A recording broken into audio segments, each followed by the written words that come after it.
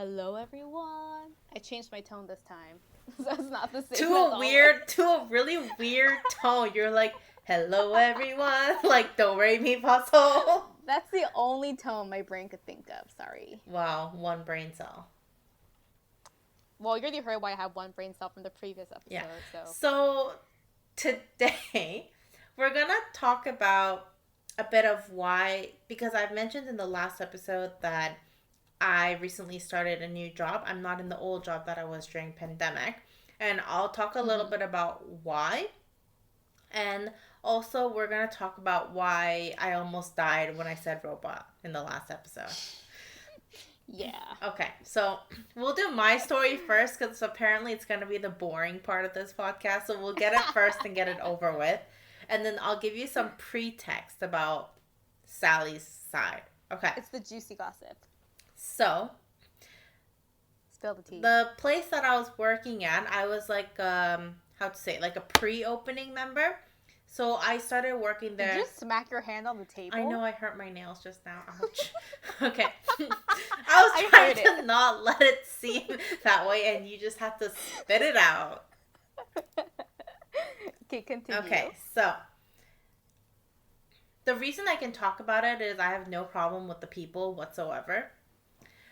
It was just something that I decided that I needed to move on, which is why I'm talking about it now, because it's been about a month since I've moved, and I feel like it's okay. So I was working there from before it opened, so I was helping getting like the place ready to work and to open. And Yeah. I've worked there for more than a year. So most of the people I worked in my team, they've moved with me from the previous job, so it was okay. But after COVID, because people started to wanting to, like go back to their country to see their family and stuff, so we were losing quite a bit of people. But because the amount of work wasn't picking up, they couldn't hire more people to replace them. And during COVID, what happened is we're on something called subsidy hours, where the government pays the company, let's say, like, I don't know, like 30 hours a week of pay per one person, right? Then so the company will only allow you to work that much of how the government is paying them. But then, because we're not in lockdown anymore, and people have been stuck in their homes for forever, people are starting to travel domestically a lot. Yeah. So we're super busy because I work in hospitality industry. And if people are traveling domestically, they need to have a place to stay. Yeah, and so our jobs are getting busier and busier and busier and busier. But we have like 3 people less than what we started out with in the very beginning. Not just in our department, but every department. Yeah. And it's not something really our managers could do, because they would probably need to get an okay from the head office for them to be able to hire more people. I don't know how that part works exactly, but I felt like every time I wake up to go to work, I was so stressed. Even before I went to work, I was so stressed. Like, oh my God, what is going to happen today? Like, that's all I could think about. And I could tell, like I'm just a complete zombie. So on my day off, I cannot even go outside. I'm just stuck at home all day trying to recuperate from the last like 5-6 days of work. Because I was stressed out so much by what's happening. It's draining if you're really stressed out. Yeah, and by the way, like, the hotel that I used to work at has over 200 like plus rooms. And sometimes if people are on leave or something, I would be like the only person on in the morning, let's say. Which is horrifying. Which is, then people are checking out, people are checking in early, I get phone calls, emails. Like, I felt like I was doing way too much work, but I'm not being compensated, Yeah, compensated for it. exactly. And I can say that very, very clearly because the amount that they were paying me to do my job is not enough for me to do my job. Yeah. And I had made that very clear to my manager. Yeah. And my manager just be like, okay, we can talk about it in your employee evaluation, right? Which Yeah. I'll tell you right now, during the year and 6 months I've been there, they've never given it to me. They've never done once for employee evaluation. That's kind of crappy thing. I They guess it's just the way that they say it to get that conversation over with and not having to do they something. gave me a paper form to fill out last year in Yeah. October. And until I left, they did not do one. Yeah. No. So they only say it to get to shut people up, I feel like. No employee evaluation and not even an exit interview when I left the job. Oh, damn. So in my opinion, it's oh, this company doesn't care at all.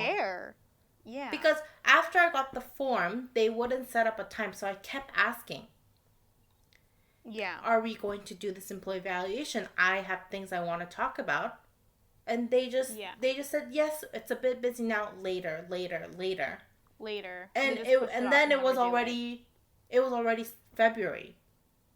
Yeah. And I resigned. Yeah, I also feel like their management also wasn't really good. Yeah. And I just felt like this company is saying that they care and they let us keep our jobs during the pandemic and blah, blah, blah. But then the way that they're actually treating me is not. Yeah. Because out of the front office team, I was there the longest. Yeah. And while I was on my leave, everyone else has gotten their employee evaluation. And that was during January, and I got my form since October. That's really stupid. That's like picking favorites in a way. Well, I don't know if it's picking favorites, and I don't care about that now since I've left. But then I just felt that I don't know, they're saying all these things, but nothing's ever getting done. So I just didn't feel I just couldn't figure out why I was there and working there in my brain. I couldn't figure out what benefit it has for me to continue to work there.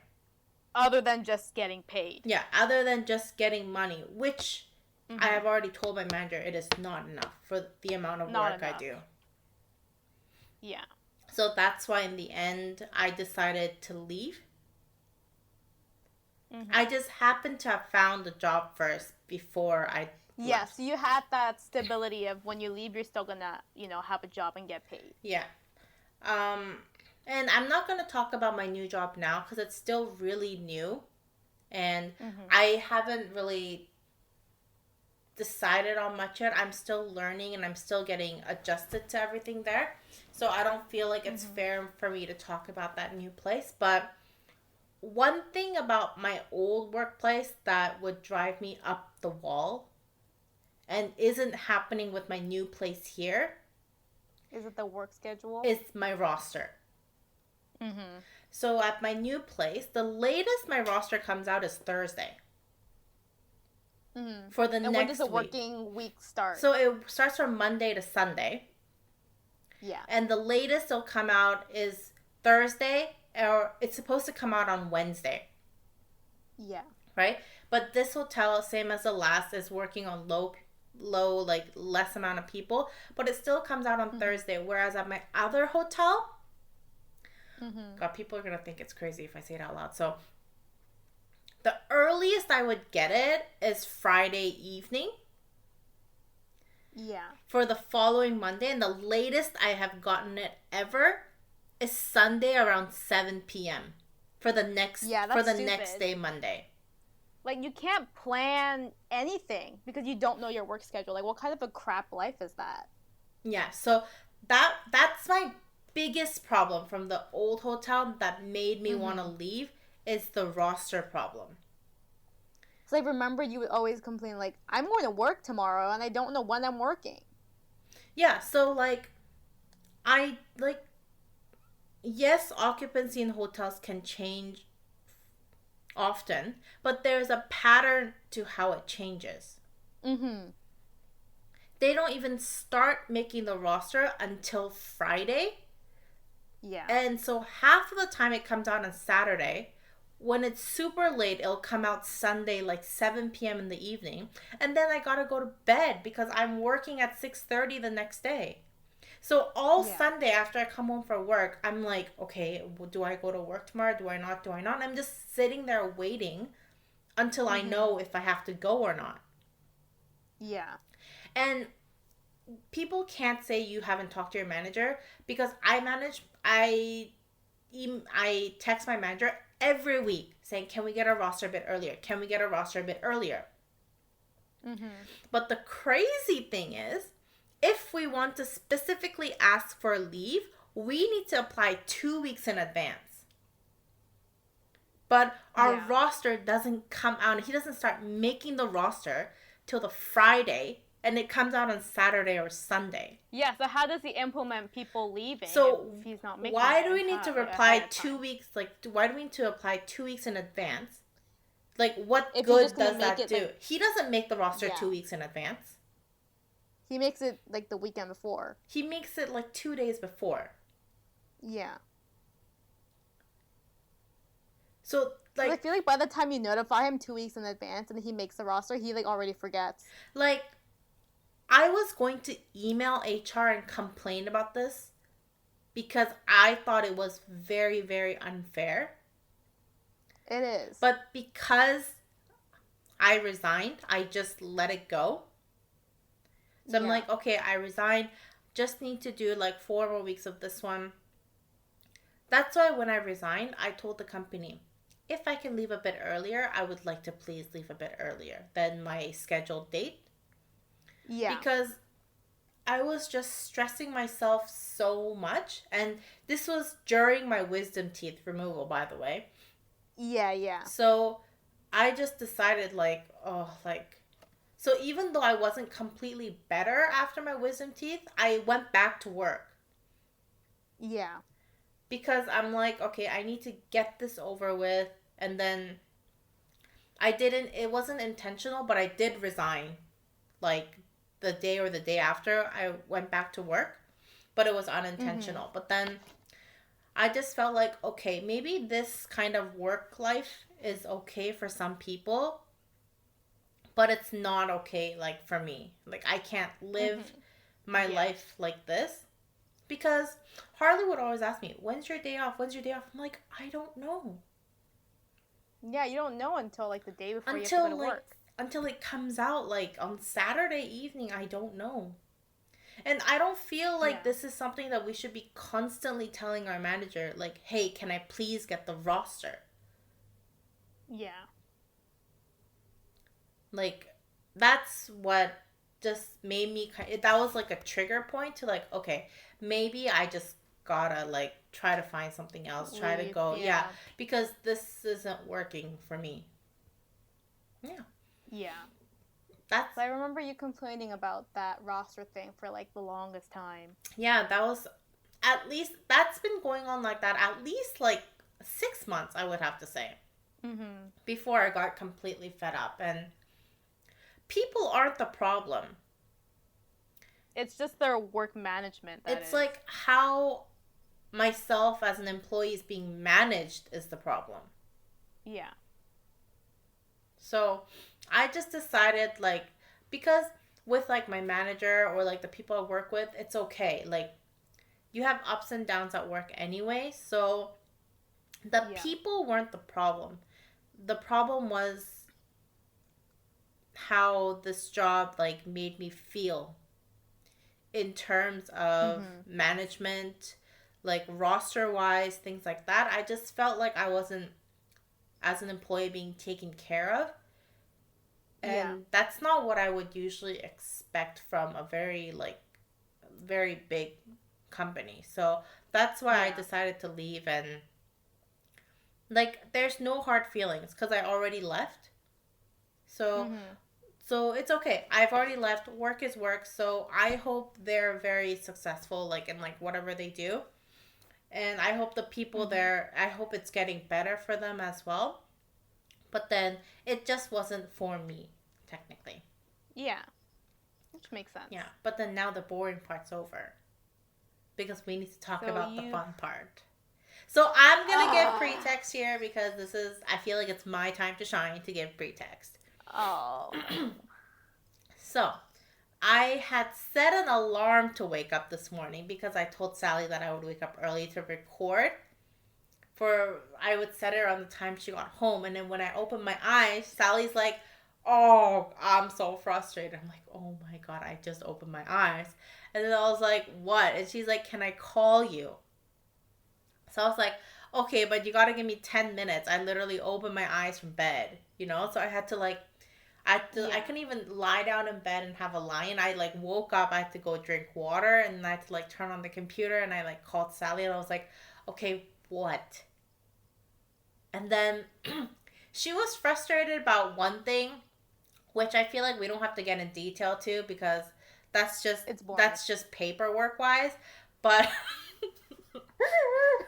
So to bring up the mood, I told Sophia, "Oh, so do you want to know what happened at work today?"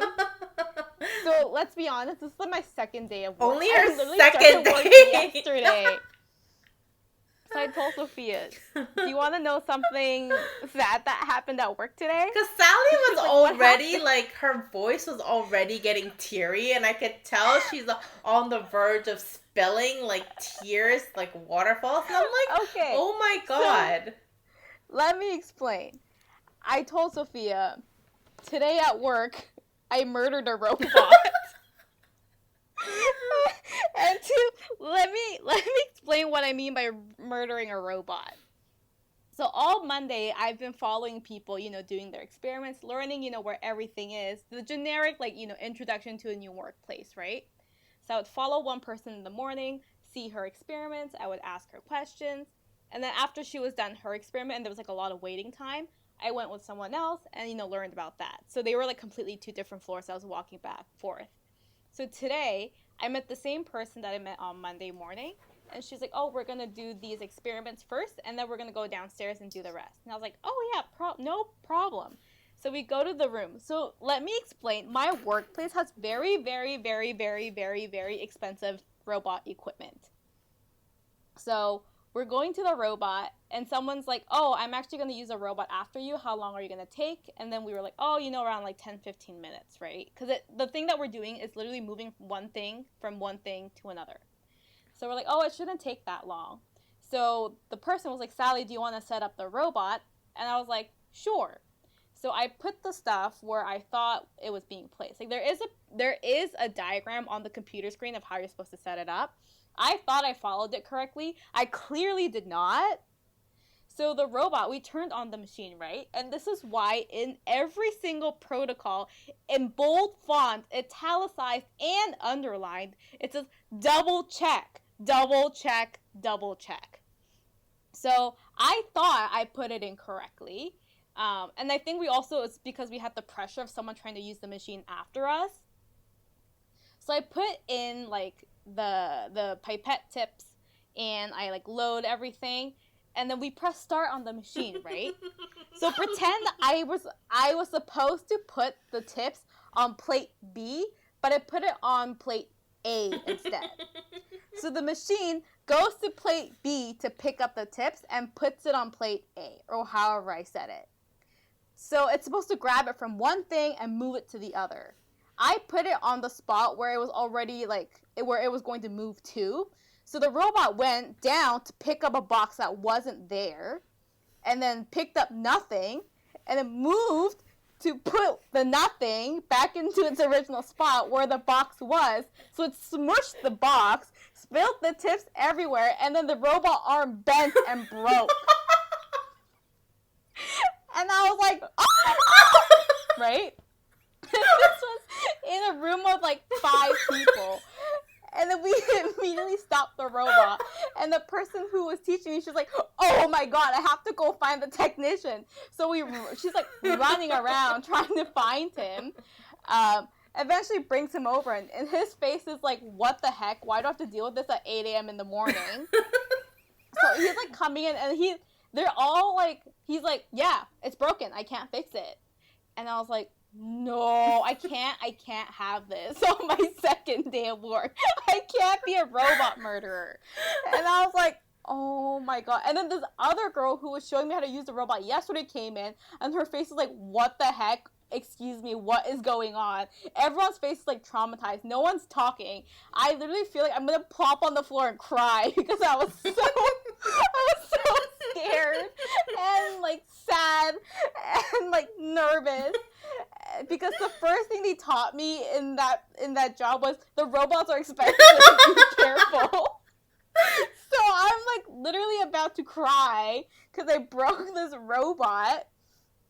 And I was like, oh no. And I literally couldn't say anything. I was literally just dead silent in the corner, not making eye contact with anyone else. So the technician like disappears and I was like, oh no, I'm gonna get fired.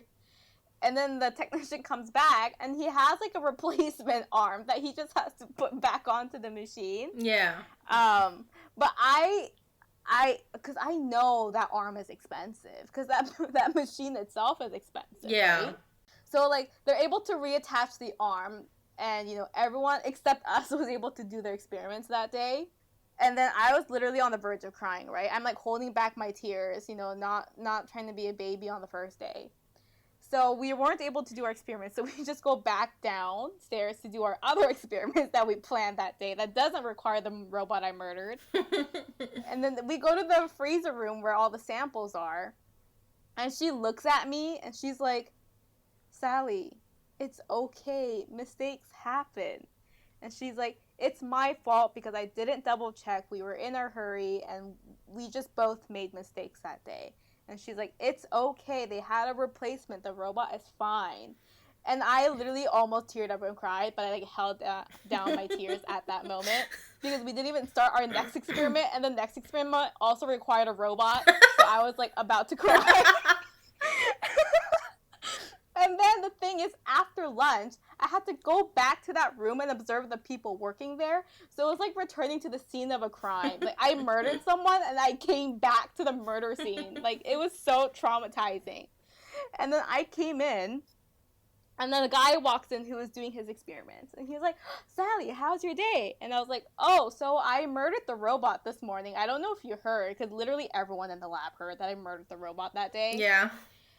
And then he was like, what did you do? And I was like, oh, I put the box in the wrong spot. And then the robot just yeeted and went into the box and, like, bent its arm. So we had to replace the arm.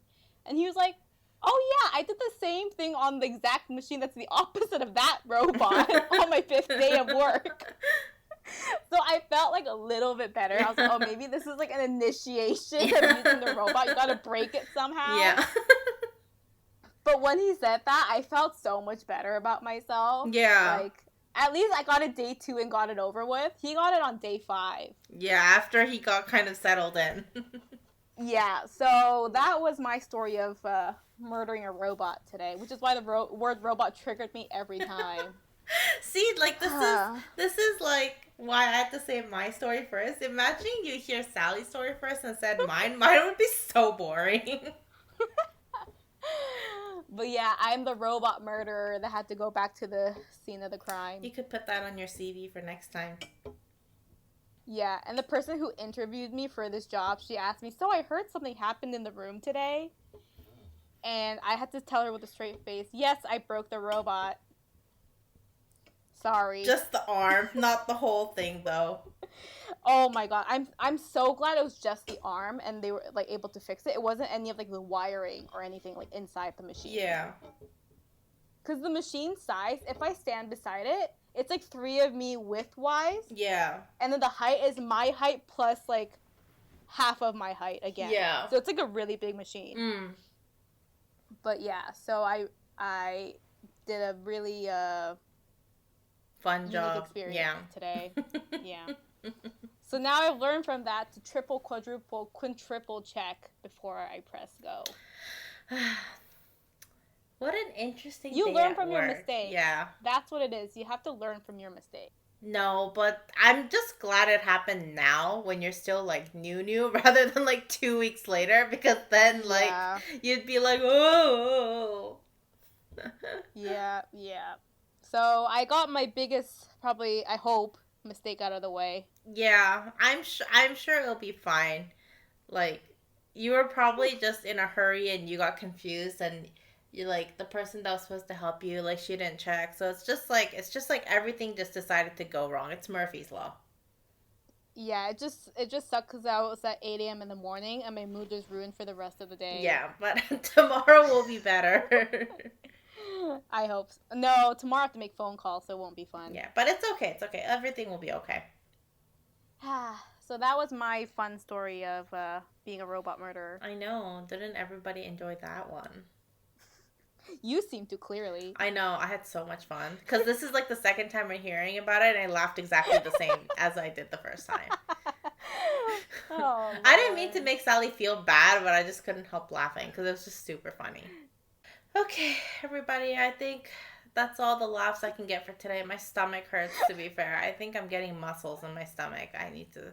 You get ab definition. Yeah, I need to stop laughing. But I hope everyone enjoyed the podcast, and make sure you give us a follow on our Instagram. We have a YouTube channel now where we upload the same time, as well as on Spotify and Apple Podcasts on Mixing Cultures Podcast. So I hope everyone has a good start of the day or the rest of their day, and we'll see you next time. Yep. So I hope you guys are being safe, washing your hands, wearing your mask. Wash your hands. And we'll see you next week. All right. Yes. Bye-bye. Bye-bye. Bye.